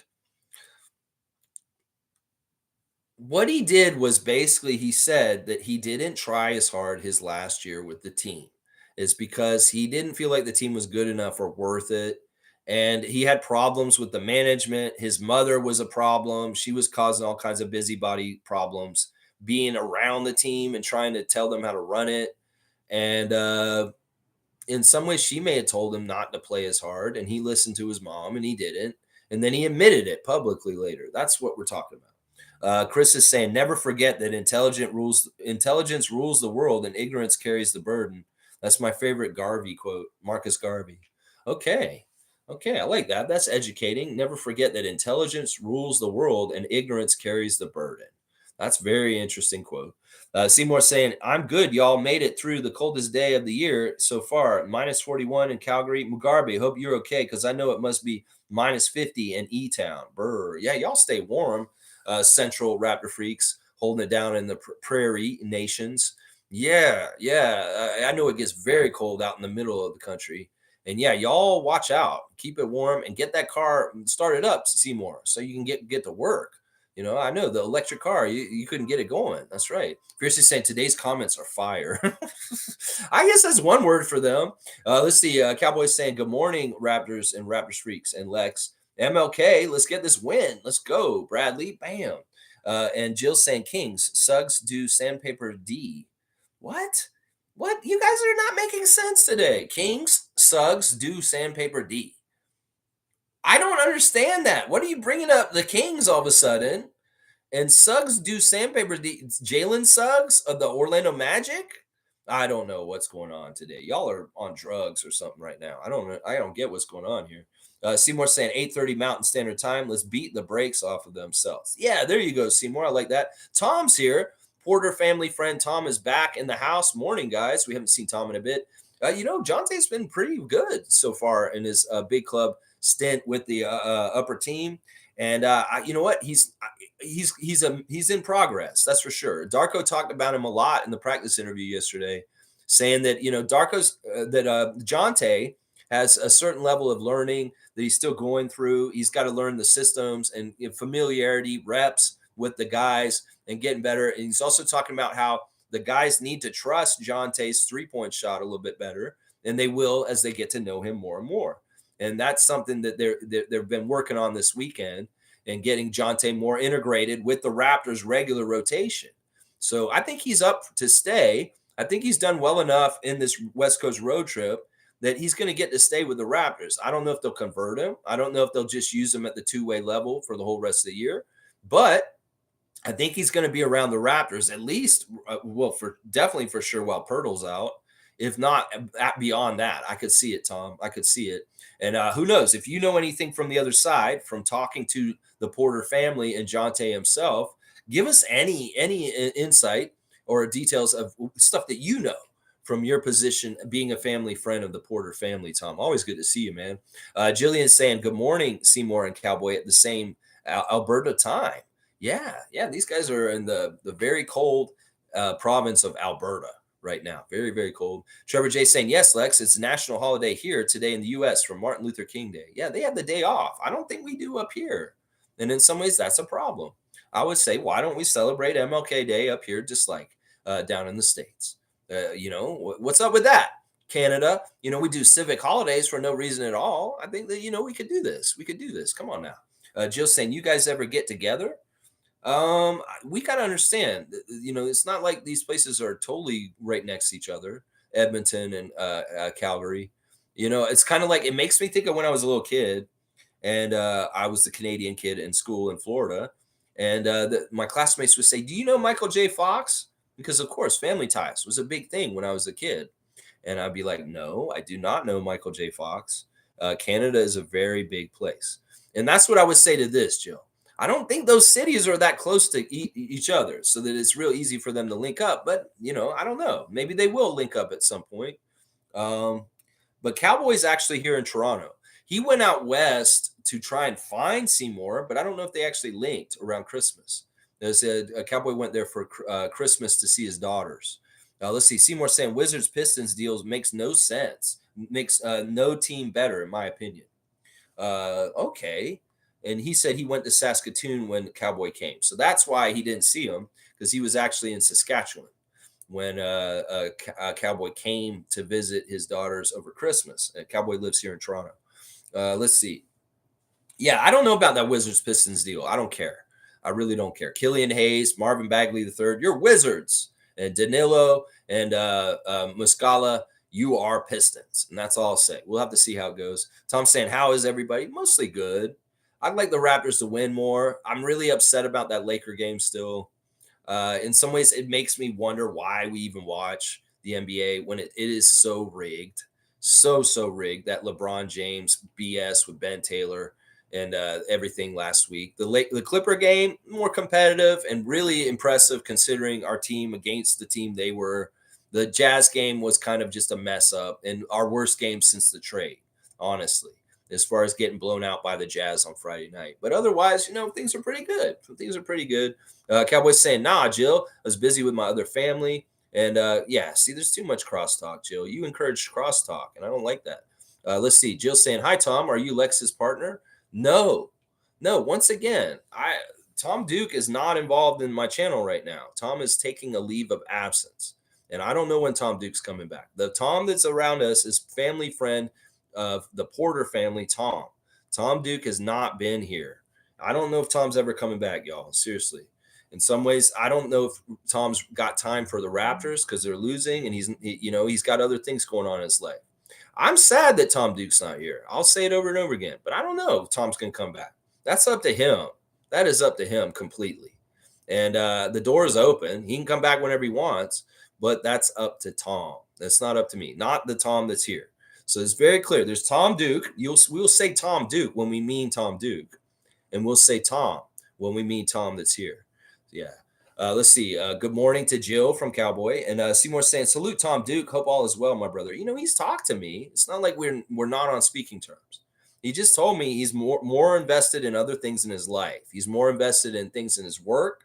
He's more invested in spending time with his family, and he doesn't have as much time for the Raptors right now. And in byproduct, not as much time to help me with this channel. And that's just how it is. And in some ways, it'd be great if he'd come back and help me out, but it's also not mandatory. It's not like I was paying the man. So, what he was doing for my channel was out of the goodness of his heart. And right now, he just doesn't have time for this channel. He just doesn't. Let's see. Yaga Yo Seymour. And what pop, fam? All right. And Fiercely saying, is it our Tom Duke? No, it's not Tom Duke. It's Tom Porter. I'm going to call him Tom Porter because he's in the Porter family. It's Porter family friend Tom, y'all. We're going to get this clear. If it's Tom Duke, it'll say Tom Duke. All right. Tom's saying, yeah, doing well. Hope Jonte keeps playing well. Even in the Utah loss, I thought Jonte had a good game. Yeah, he's been up and down. I mean, he's definitely making rookie mistakes here and there. It's not perfect. But for the most part, he's doing very sound, fundamental good stuff. Like the defense has been really good. He's very good at using his length to stymie people. I like that he's got that three-point threat. Some of the stuff that I noticed that could be critical of him is that he's not coming and bringing the screens fast enough, apparently, because Siakam was very kind of agitated with him as far as like, come on, come here, come on, come set it. It may be that he's just not familiar with what they should be running in the action completely. But for the most part, he's been very good, very, very good. And giving us rebounds, and giving us good, solid big man defense. So I think he's going to be all right. Yeah, it's not Mr. Dukes. That's just Tom Porter family friend, y'all. This is going to happen. Tom's probably like, why do they do this every time? It's because Tom Duke was a very popular person on this channel, and everybody's wondering where he is. And we see a new Tom, and they're thinking that you're the old Tom, and it's not. It's not the old Tom, guys. It's not the old Tom. Let's see. Oh, it's the other Tom. Salute you. Yeah. Salute to Tom. That's right. It's just Tom. Chris is saying, I hate when my food hurts. Fucking sucks. Laugh out loud. And Jill's saying, sorry, Vince pretended his foot hurt. Laugh out loud. Yeah, it's all good. In some ways, I'm gonna read the misspellings because they're comical. They're funny. Like Chris just said, oh, I hate when my food hurts. Yeah, I do too. And it's a real thing for me. I'll eat something and it will hurt me. And I know when food hurts, and that's not funny. It hurts. It really does. Mugabe saying, good morning, Raptor Streaks. Lex, it was minus 51 with the wind chill yesterday. You know what, Mugabe, for being a real man and living in minus 51 Celsius, I'm giving you a dunk just for like survival, for being like people living on Hoth. Yeah, you guys live on Hoth. It sounds like. Let's see. Fiercely saying, let's get a W win tonight. Yeah, Emmanuel, Scotty, Pascal, and RJ and Thad, if he starts. Yeah, let's get that W tonight. I'm all about it, Fiercely. Cowboys saying, I remember working in minus 51 in Fort McMurray in the oil sands as an iron worker. Losts lots of fun. Lots of fun. Yeah, lots of fun. Yeah, man, that's got to be scary. I mean, in some ways, with that kind of cold, that can kill you. And then there's always fires out there too in Fort McMurray too. Jill saying, Lex, you guys were talking about what sandpaper defense is, so I brought up how Suggs was against the Raps. Kings were terrible. See, that doesn't make any sense, Jill. You're like all over the place. Suggs plays for the Orlando Magic. That you're talking about Jalen Suggs, and the Kings are a totally different team that aren't even involved in this. When did we play the Kings? Oh, we played the Kings like 2 weeks ago. And it was like a game where we should have won, but they didn't make the right call at the end, and we should have gotten 3 free throws.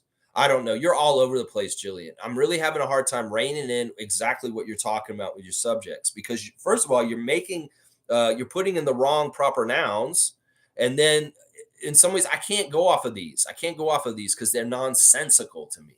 They're nonsensical. I love you, Jill, and it's not like a mean critique or anything. I'm just trying to work with you here. Tom saying, I talked to him a bit about what Darko was saying to him after games, stuff like that. I did tell him about your YouTube channel. Whoa! Wow. So Tom is telling Jonte about the Raptor streak and the channel and people being here. Yeah, that's cool. That's cool. Okay, cool. So you talked to him. He was telling you about what Darko was saying to him after games. Yeah, he said something about working with him in Memphis and the track record of them from before in years past and the familiarity. And there is a general trust that Darko has in Jonte Porter already. And that's part of the reason why he's gotten called up and he's getting such a important role in the rotation right now because he trusts him. Yeah. Fiercely saying that sandpaper defense concept sounds intimate. Laugh out loud. I don't get it either. Yeah, we're not allowed to play it. So in some ways, we're not going to use that term anymore because even if Chris says we're going to play sandpaper defense, we're not allowed to play it. We play sandpaper defense, we get in foul trouble, we foul out. So as much as we'd love to play defense like other people in the league, we're not allowed to. We can't touch nobody. We got to guard them from afar. So there ain't no sandpaper intimacy. No, there ain't. No, there ain't. I wish there could be, but we're not allowed. We're not allowed that. Alley-oop to Tom, family friend, for sure. For sure. We'll give Tom, family friend Tom, a dunk. For sure. His first one of 2024, boom. Tom's got a dunk from Cowboy. Jill saying Edmonton and Calgary are just a couple hours apart. So we did travel lots. Same with Ottawa and Montreal. We travel lots. I don't know if these guys are going to see each other. Part of it is they just met each other through this channel. And I don't know how long Mugabe and Seymour have known each other on here or talked to each other. It's just not like something that's happened yet. Maybe they will. Maybe they will. I would encourage it. But we'll have to see. We'll have to see. Seymour and Mugabe are guys in Alberta. And maybe they will link up, even though they're in E-Town and Calgary. Blackhawks saying Canada created Family Day. It's the equivalent to MLK Day. Is it a family day today? Like, I'm wondering about that. I mean, civic holiday in August doesn't make no sense to me. It's just like, okay, what's the holiday? Simcoe Day? Okay, it's for the lake. The guy's Lord Simcoe or whatever. He's kind of full of shit. But anyway, what else is this? It's Family Day. You're supposed to be with your family or civic holiday. Okay, well, why don't we shift that one to today? And give everybody the day off today instead. I know that Canada is all about 3-day weekends, about every month. Well, why don't we do MLK Day here also, is what I'm saying. Fiercely said, ooh, I get it. Jillian, kind of like Pat Bev, also being a pest on D. Yeah, I'm not totally getting the line of what y'all are talking about today. Sandpaper D, Suggs, and the Kings. I'm like, Suggs and the Kings? Who's Suggs on the Kings? Tom's saying, I try not to bother him too much right now. I'm sure lots of people are bugging him now that he's been playing with the Raptors. Yeah, I'm sure. He's very busy. He's on the road with this road trip. Just came back to Toronto, and they got a couple of days off this weekend. They got the day to acclimate and get back on Eastern time zone for Saturday, take the day off. Yesterday, they went to practice. They had a good practice. It was also bring your kids to practice day yesterday at OVO. So all the kids were there, Dennis's kids, Garrett's kids, Darko's kids. All the kids were in the building playing around on the court while the Raptors were practicing also yesterday. So it was a family fun environment yesterday with the children at Bring Your Kids to Work Day with the Raptors at the practice yesterday. So, yeah, I mean, listen, I'm sure his time is very valuable right now as far as he needs time to work out and time to rest, time to get on study the playbook even more, time to be around his teammates. and learning more and more about them and getting more camaraderie. There's a lot on the itinerary of Jonte Porter right now. And any moment that you can get just to have a little bit of talk with him, that is valuable for sure. All right, Fiercey's giving me the water symbol, and I'm going to go ahead and take it. And I'm not that far behind. It's 10:36 and it's 10:45 now. What's going on with this? Come on now. There we go.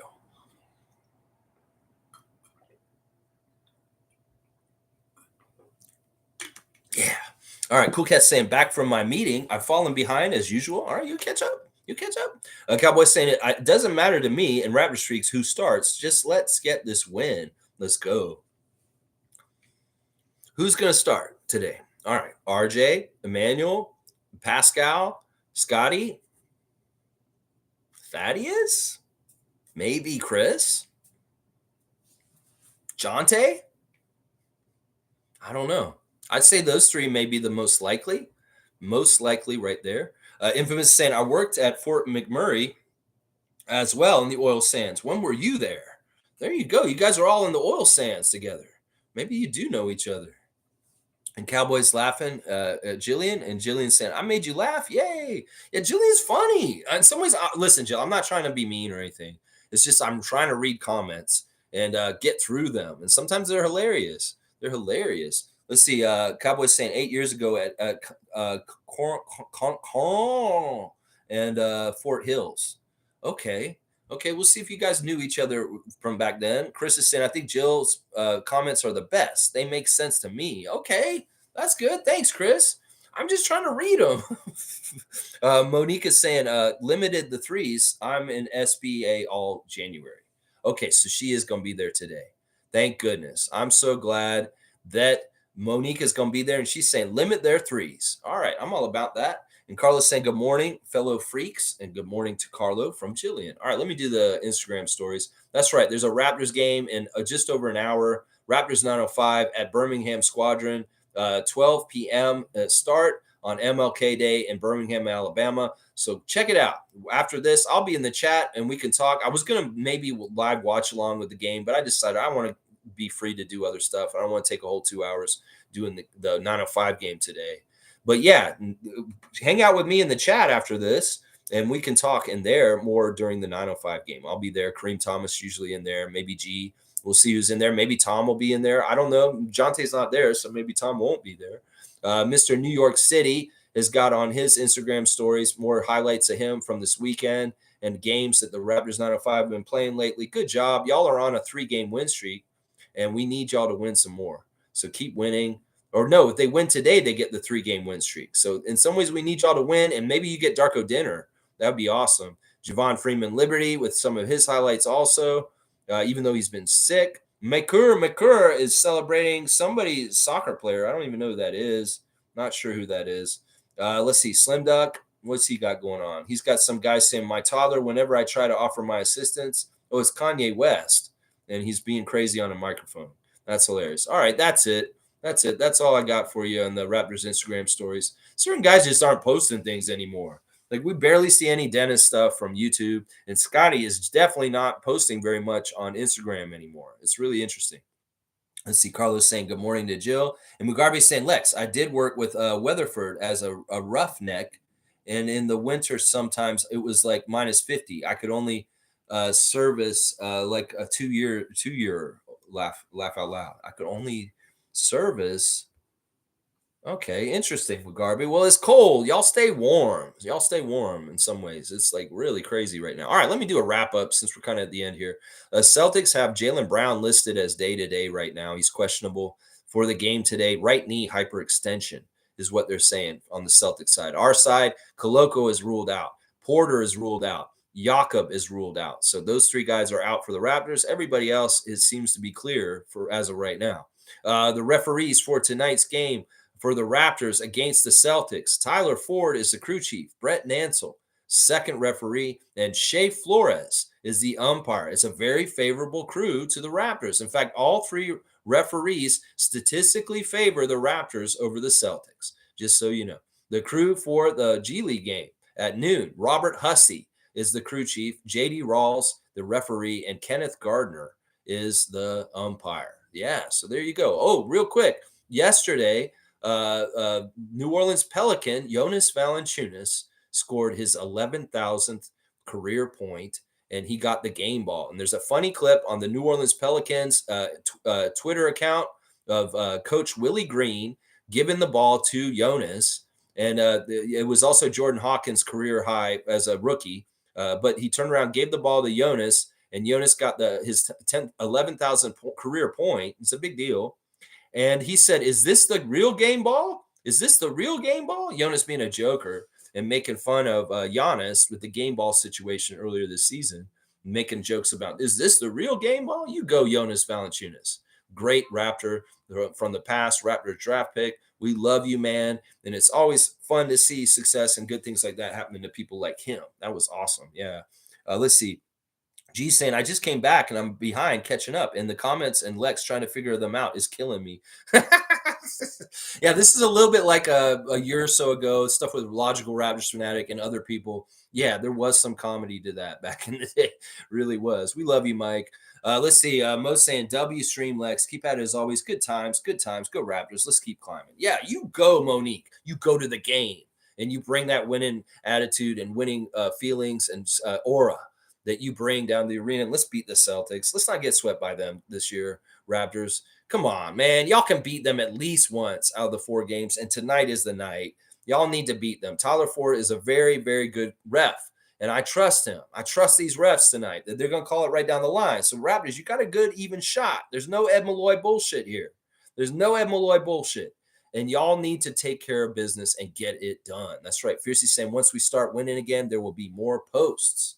Yeah, more posts from Dennis, more posts from Scotty, more posts from the Raptors in general. I'm all about that. I'm with that also. All right, let me do the main event marquee matchup. Ladies and gentlemen, welcome to Scotiabank Arena. The Raptors are back from their West Coast road trip, and they had their first game back in the home friendly confines of the Scotiabank Arena. And at this corner and this point in time, here we have in this corner for the Boston Celtics, we have from Duke University, number 0, Jason Tatum. And in this corner for the Toronto Raptors, from Florida State University, number 4, Scotty Barnes. And what is our competition today? Well, today's competition is going to be a high jump decathlon. That's right. We're going to see who's the better athlete, Scotty Barnes or Jason Tatum. And we're going to put them through all of the 10 events of a decathlon. And let's see who does the discus, the shot put, the 100-yard dash, everything, the steeplechase, whatever the ones that we're doing, the hammer throw, we're going to have them do all of them. And we're going to see which one of these 2 young athletes is a real athlete and the real golden boy and a real superstar in the NBA. That's right. The athleticism of Scotty Barnes will win against Jason Tatum in a decathlon. That's right. That's what I'm saying. Sounds fun, Trevor. Yeah, Trevor J going to go to the New York game on Saturday, possibly beat the Celtics tonight. Don't mess around. Take care of business. Take care of the ball. Take care of watching out for their 3-point shooting. Take care of Porzingis down low. Don't let him go crazy. Do what you got to do to win and just beat the Celtics. We got to beat Boston in our own arena tonight here in Toronto. Let's get it done on MLK Day. That's right. And Raptors 905 beat the Squadron once again. Get that 3-game win streak by winning today, Marquise Noel and company down there in Alabama. That's right. Trevor J saying, me and my friends and family, we're going to be doing a big cookout today, watching lots of basketball and watching the Bills game also today. There you go. Celebrate MLK Day and celebrate the things and the principles and the greatness of Dr. Martin Luther King Jr. and what he stood for. And yes, enjoy time with family and friends and doing fun stuff too. That's right. Jill saying 11 o'clock, all is well. Let's go Raps. Yeah, I'm right at 11 o'clock. So let's finish it up right now. Y'all, please like, comment, subscribe, and share, and join if you feel like it also. There are a few privileges from joining. That's right. All right, y'all. Let's go Raptors 905. Let's go Coach Curry. Let's get the 3-game win streak. Marquise Noel, Justice Winslow, and the crew. And let's go Raptors. Beat the Celtics. Defend your home court. Defend the North. And beat the Celtics and get at least one win against them this year. Do not let them sweep you for the year. If that Kyle Lowry was on our team still, he would be telling y'all we have no business getting swept by a team in this league. We need to at least get one against this team. I don't care how good they are. I don't care how top they are. on the league. We need to beat their ass and get at least one of them. Yeah, 12 o'clock game for 9:05. So be ready, 12 noon in an hour from now. All right, y'all, let's go Raptors.